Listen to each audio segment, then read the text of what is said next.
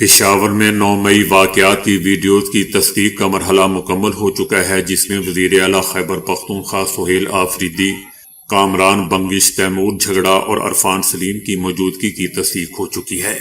Punjab forensic science laboratory نے videos کی report تیار کی تھی۔ رپورٹ پشاور کے تھانہ شرکی کو بھجوائی گئی ہے۔ یو ایس بی میں موجود ویڈیوز پر مبنی ہے۔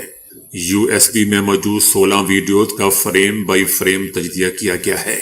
رپورٹ کے متن میں بتایا گیا ہے کہ متعدد ویڈیوز میں کسی قسم کی ایڈیٹنگ کے شواہد نہیں ملے ہیں۔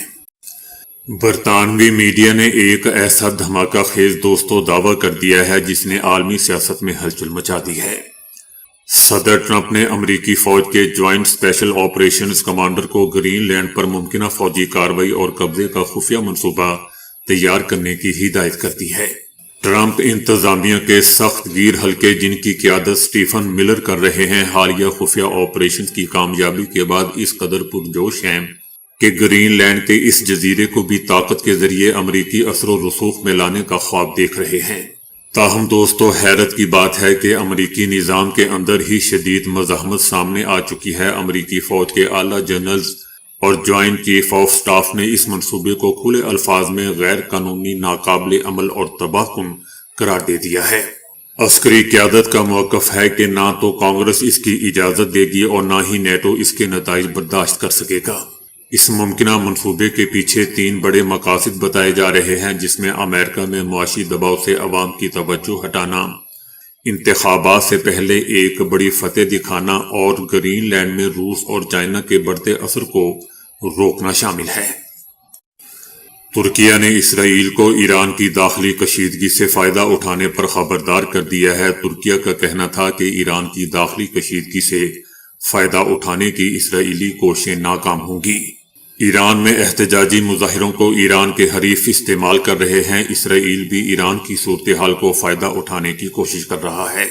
ترکیہ کا کہنا ہے کہ ایران میں حالیہ احتجاجی مظاہرے پہلے ہونے والے احتجاج سے مختلف ہیں۔ ایران کے حالیہ احتجاجی مظاہرے کافی محدود پیمانے پر ہیں۔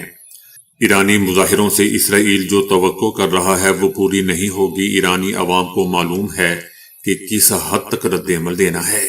ترکی کا دوستو یہ بھی کہنا ہے کہ اسرائیل غزہ جنگ بندی معاہدے کے اگلے مرحلے میں رکاوٹیں ڈال رہا ہے۔ غزہ میں انسانی امداد اور تعمیر نو میں کردار ادا کرنے کے لیے ہم بالکل تیار بیٹھے ہیں۔ دوسری طرف ایرانی آرمی نے انقلاب کی کامیابیوں کے تحفظ اور سیکیورٹی برقرار رکھنے کو سرخ لکیر قرار دیا ہے، جبکہ ایرانی فوج نے ایک بیان میں ہر سازش کا مقابلہ کرنے کا بھی عزم کرتے ہوئے کہا ہے کہ کمانڈر ان چیف کی سربراہی میں فوج خطے میں دشمن کی نقل و حرکت پر نظر رکھنے کے ساتھ ساتھ قومی مفادات اور عوامی املاک کو تحفظ بھی فراہم کرے گی۔ طالبان کے زیر اقتدار افغانستان میں خواتین کو درپیش صنفی امتیاز کے خلاف افغان خواتین نے عالمی سطح پر آواز بلند کرنے کا فیصلہ کر لیا ہے۔ افغان میڈیا کا کہنا ہے کہ خواتین کی ایک مشاورتی تنظیم نے 8 ہفتوں پر مشتمل بین الاقوامی مہم اب صنفی امتیاز ختم کرنے کا آغاز کر دیا ہے۔ اس مہم کا مقصد عالمی برادری کی توجہ افغانستان میں خواتین اور لڑکیوں کو درپیش سنگین انسانی حقوق کی خلاف ورزیوں کی جانب مبذول کروانا ہے۔ تنظیم کا کہنا ہے کہ طالبان حکومت کے تحت خواتین کو عوامی زندگی سے مکمل طور پر خارج کر دیا گیا ہے، جبکہ لڑکیوں کو تعلیم کے بنیادی حق سے بھی محروم رکھا جا رہا ہے، جس سے ایک پوری نسل کے مستقبل کو شدید خطرات لاحق ہیں۔ افغان میڈیا نے برطانوی پارلیمنٹ کے ایک بیان کا حوالہ دیتے ہوئے رپورٹ کیا ہے کہ افغان خواتین اور لڑکیاں اس وقت ایک تباہ کن صورتحال کا سامنا کر رہی ہیں، جس پر عالمی سطح پر فوری توجہ کی ضرورت ہے۔ اقوام متحدہ کا بھی کہنا ہے کہ افغانستان میں اب تقریباً 22 لاکھ لڑکیاں اسکول جانے سے محروم ہیں، جبکہ ہر 10 میں سے 8 لڑکیاں تعلیم، تربیت اور روزگار کے حق سے محروم ہیں۔ طالبان کے زیر اقتدار علاقوں میں خواتین کو سر عام کوڑے مارنے کے واقعات میں اضافہ ہوا ہے، جس پر انسانی حقوق کی تنظیموں نے شدید تشویش کی ہے۔ انڈونیشیا کے تلاؤ جزیرے کے قریب 6.8 شدت کا زلزلہ ریکارڈ کیا گیا ہے، جس کے باعث علاقے میں خوف و ہراس پھیل گیا۔ German research centre for geosciences نے بتایا ہے کہ زلزلہ تلاؤ جزائر کے ساحلی علاقے میں آیا، جس کی گہرائی 77 کلومیٹر ریکارڈ کی گئی۔ دوسری جانب دوستوں، انڈونیشیا کے زلزلہ پیما مرکز نے زلزلے کی شدت 7.1 بتائی ہے، جبکہ اس کی گہرائی 17 کلومیٹر تھی۔ ادارے کے مطابق زلزلے کے بعد سونامی کا کوئی خطرہ نہیں ہے۔ زلزلے کے جھٹکے قریبی علاقوں میں بھی محسوس کیے گئے، جس کے باعث لوگ گھروں اور عمارتوں سے باہر نکل آئے، تاہم اب تک کسی جانی یا مالی نقصان کی اطلاعات موصول نہیں ہوئی۔ حکومت کا کہنا ہے کہ صورتحال پر نظر رکھی ہوئی ہے۔ صدر ٹرمپ نے اپنے ایک تازہ بیان میں کہا ہے کہ ایران آزادی کی طرف دیکھ رہا ہے، جو اس سے پہلے کبھی نہیں ہوا۔ ان کا کہنا تھا کہ امریکہ ایرانی مظاہرین کی مدد کے لیے تیار ہے۔ اس سے پہلے دوستو، امریکی صدر ٹرمپ نے اپنے بیان میں کہا تھا کہ ایران میں اگر لوگوں کو مارا گیا تو امریکہ مداخلت کرے گا۔ اس حوالے سے انہوں نے واضح کہا کہ مداخلت کا مطلب ایران میں فوج اتارنا نہیں ہے۔ صدر ٹرمپ کا کہنا تھا کہ ایران کی صورتحال پر نظر ہے۔ ایسا لگتا ہے کہ ایران کے کچھ شہروں میں لوگ قابض ہیں۔ ایرانی حکومت نے برسوں اپنے عوام کے ساتھ برا سلوک کیا ہے اور آج انہیں اپنے کیے کی سزا مل رہی ہے۔ یاد رہے دوستو کہ ایران میں پرتشدد مظاہرے 13ویں روز بھی جاری ہیں۔ اب تک پرتشدد واقعات میں ایرانی حکومت کے مطابق 15 سیکیورٹی اہلکاروں سمیت 65 افراد مارے جا چکے ہیں۔ ایرانی میڈیا کا بھی کہنا ہے کہ سیکیورٹی فورسز نے تہران کے نزدیکی قصبے سے 100 مسلح فسادی گرفتار کر لیے ہیں، جبکہ اب تک 2500 سے زائد افراد گرفتار کیے جا چکے ہیں۔ ملک بھر میں مسلسل تیسرے روز بھی انٹرنیٹ سروس بند ہے۔ ایران نے امریکی صدر ٹرمپ کو خبردار کیا ہے کہ ایران کسی بھی امریکی جارحیت کا بھرپور جواب دے گا۔ ایران کا کہنا ہے کہ اگر امریکہ کی جانب سے کسی بھی قسم کا حملہ کیا گیا تو ایران جوابی کارروائی میں اسرائیل اور خطے میں قائم امریکی فوجی اڈوں کو جائز اہداف کے طور پر نشانہ بنائے گا۔ یاد رہے دوستو کہ ایران میں ممکنہ امریکی مداخلت کے پیش نظر اسرائیل بھی ہائی الرٹ پر ہے۔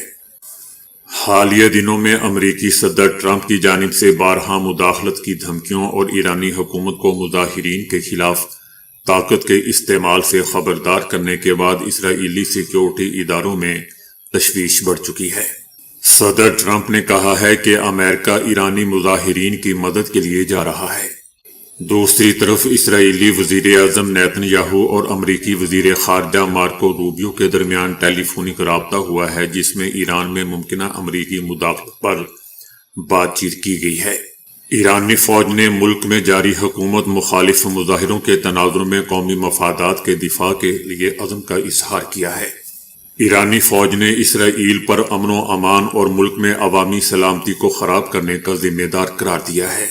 ایرانی فوج کا کہنا ہے کہ دشمن جس کے ہاتھ 12 روزہ جنگ میں اس قوم کے بچوں کے خون سے رنگے ہوئے ہیں، وہ ایک بار پھر فتنے اور فساد کو ہوا دینے کے در پہ ہے۔ ایرانی فوج کا کہنا ہے کہ فوج سپریم کمانڈر ان چیف کی قیادت میں دیگر مسلح افواج کے ساتھ مل کر خطے میں دشمن کی سرگرمیوں پر نظر رکھے ہوئے ہے۔ فلسطینی تنظیم حماس نے کہا ہے کہ حماس غزہ میں با اختیار فلسطینی حکومت کے قیام کے بعد دستبردار ہونے کو تیار ہے۔ حماس غزہ جنگ بندی معاہدے کے دوسرے مرحلے کے لیے تیار ہے۔ حماس کا کہنا ہے کہ سلامتی کونسل کی منظوری کے بعد غزہ جنگ بندی معاہدہ بین الاقوامی منصوبہ بن چکا ہے اور غزہ جنگ بندی معاہدے کو اب رکاوٹوں کا سامنا ہے۔ حماس کا یہ بھی کہنا تھا کہ اسرائیلی وزیر اعظم نیتن یاہو اپنے وعدوں سے مکر رہے ہیں۔ جنگ بندی کے اعلان کے بعد سے اسرائیلی حملوں میں سینکڑوں شہادتیں ہو چکی ہیں۔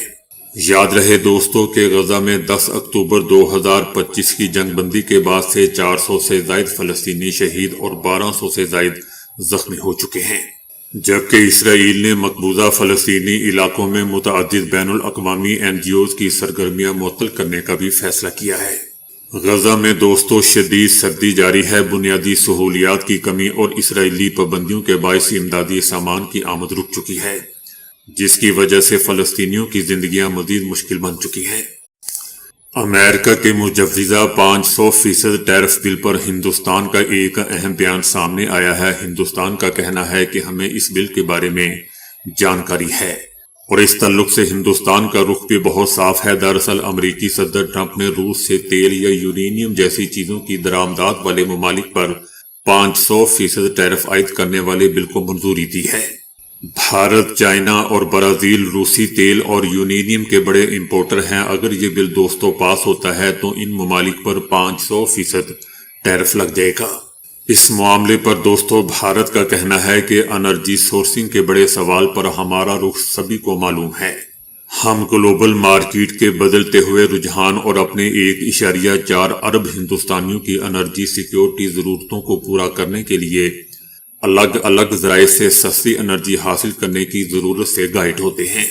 بھارت سرکار کا دوستوں کہنا ہے کہ ہندوستان کی توانائی پالیسی کسی دباؤ میں نہیں بدلے گی۔ ہماری توجہ اس بات پر ہے کہ ہندوستان کے لوگوں کو سستی توانائی مہیا کرائی جائے۔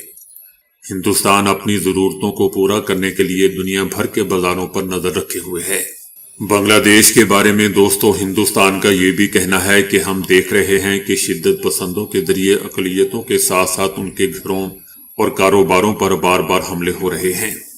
دوستوں ان سے کوئی پوچھے کہ آپ لوگ بھی تو یہی کچھ کر رہے ہیں، جیسا کرنا ویسا بھرنا۔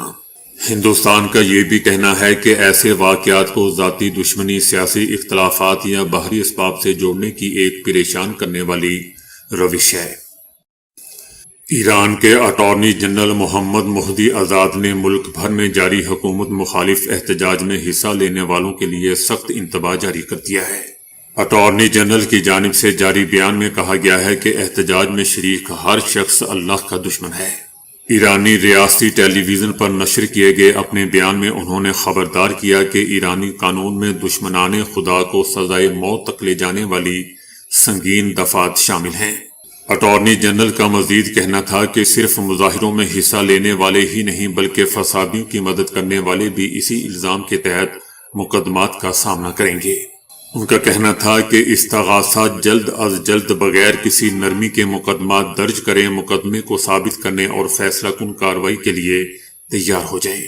دوستو یاد رہے کہ ایران میں ہزاروں افراد سڑکوں پر نکل آئے ہیں اور احتجاج کا یہ سلسلہ ہر گزرتے دن کے ساتھ ساتھ ایک شہر سے دوسرے شہر میں پھیلتا جا رہا ہے۔ ایرانی سپریم لیڈر آیت اللہ خامنائی نے بھی مظاہرین کو ملک دشمن عناصر قرار دیتے ہوئے طاقت کے استعمال کی حمایت کر دی ہے، جبکہ ایرانی چیف جسٹس نے بھی کہا ہے کہ مظاہرین کے خلاف قانونی کارروائی میں نرمی نہیں برتی جائے گی۔ امریکہ کے شہر ویسٹ پوائنٹ میں فائرنگ سے 6 افراد مارے گئے ہیں۔ پولیس نے فائرنگ کرنے والے شخص کو حراست میں لے لیا۔ فائرنگ شہر میں 3 مقامات پر کی گئی فائرنگ کے واقعات کی مزید تحقیقات کی جا رہی ہیں۔ حکام نے تاحال فائرنگ کے بارے میں مزید تفصیلات یا ہلاک ہونے والوں کی شناخت جاری نہیں کی۔ پولیس کی جانب سے حملہ آور کی بھی شناخت ظاہر نہیں کی گئی ہے۔